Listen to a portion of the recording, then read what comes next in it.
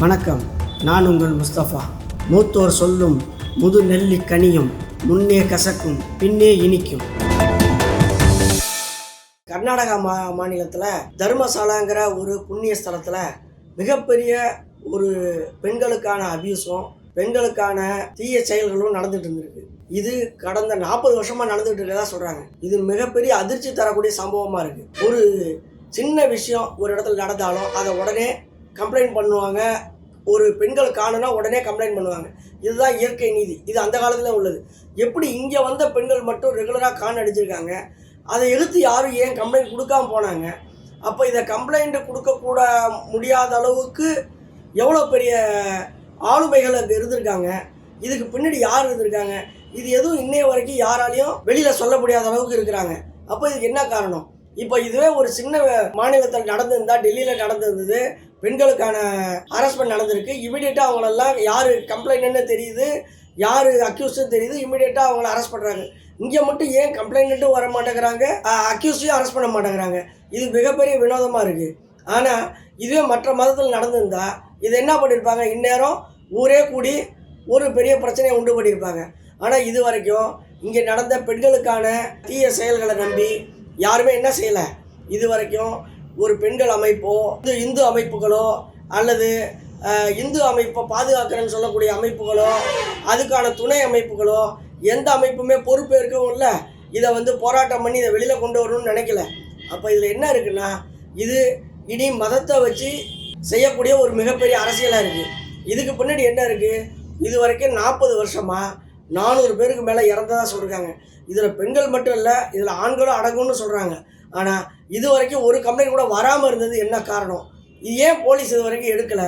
இதுக்கு இது யார் எடுக்கணும்னா, கர்நாடகாவோட உயர்நீதிமன்றம் இதை நேரடியாக தலையிட்டு இதை சீக்கிரமாக இதுக்கான முடிவு பண்ணணும். இல்லைனா இதை உச்சநீதிமன்ற அளவுக்கு கொண்டுட்டு போகணும். அப்போ தான் இது நடக்கும். இன்னொன்று, கம்ப்ளைண்ட் கொடுக்க வந்த இதுக்கான சாட்சியானவரை மிக சீக்கிரமாக அவருக்கு எப்படியாவது கொலை செய்ய பார்ப்பாங்க.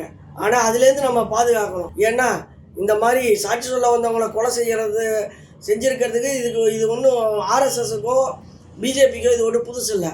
இதில் எல்லாம் தொடர்பு உள்ளவங்க பூரா பிஜேபியோ ஆர்எஸ்எஸும் இந்து அமைப்புகளை தான் இருந்திருக்காங்க. இன்னொன்று என்னன்னு கேட்க போனீங்கன்னா, இப்போ இந்த தமிழ்நாட்டிலையோ இல்லை கர்நாடகாவிலையோ யாருமே இந்த பெண்களுக்காக சொல்லக்கூடிய போராட்டம் பண்ணக்கூடிய தமிழிசை அக்காவோ, அல்லது வானதி சீனிவாசனோ, இந்த ஹெச் ராஜாவோ, அண்ணாமலையோ, இன்னும் மற்ற இந்த அர்ஜுன் சம்பத்தோ, அல்லது இங்கே உள்ள மாநில தலைவர்களோ யாருமே ஏன் இதை போராட்டம் எடுக்கலை?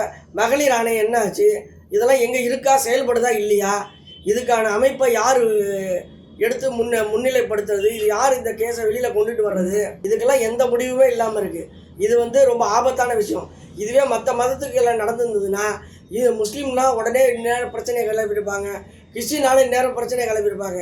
இது இந்துங்கிறதுனால இந்த விஷயத்தை வெளியில் கொண்டுட்டு வராமல் இருக்காங்க. அப்போ இது ஒரு ஒருதலை பட்சமாக இருக்குது. கர்நாடகா மாநிலத்தில் தர்மசாலாங்கிற ஒரு புண்ணிய ஸ்தலத்தில் மிகப்பெரிய ஒரு பெண்களுக்கான அபியூஸும் பெண்களுக்கான தீய செயல்களும் நடந்துட்டு இருந்திருக்கு.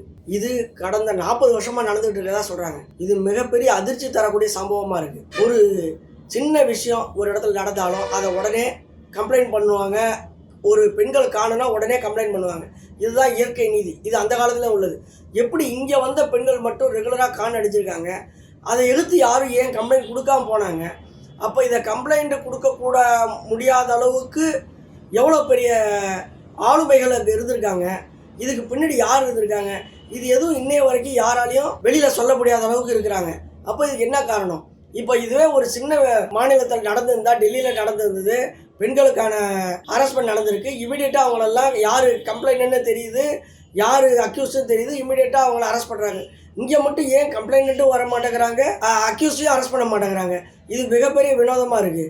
ஆனால் இதுவே மற்ற மதத்தில் நடந்திருந்தால் இது என்ன பண்ணியிருப்பாங்க? இந்நேரம் ஊரே கூடி ஒரு பெரிய பிரச்சனையை உண்டு பண்ணியிருப்பாங்க.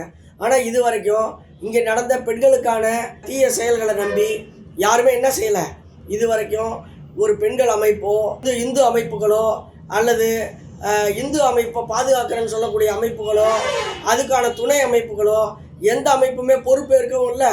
இதை போராட்டம் பண்ணி இதை வெளியில் கொண்டு வரணும்னு நினைக்கல. அப்போ இதில் என்ன இருக்குன்னா, இது இனி மதத்தை வச்சு செய்யக்கூடிய ஒரு மிகப்பெரிய அரசியலாக இருக்குது. இதுக்கு பின்னாடி என்ன இருக்குது? இது வரைக்கும் 40 வருஷமாக 400 பேருக்கு மேலே இறந்ததாக சொல்லியிருக்காங்க. இதில் பெண்கள் மட்டும் இல்லை, இதில் ஆண்களும் அடங்கும்னு சொல்கிறாங்க. ஆனால் இது வரைக்கும் ஒரு கம்ப்ளைண்ட் கூட வராமல் இருந்தது என்ன காரணம்? இது ஏன் போலீஸ் இது வரைக்கும் எடுக்கலை?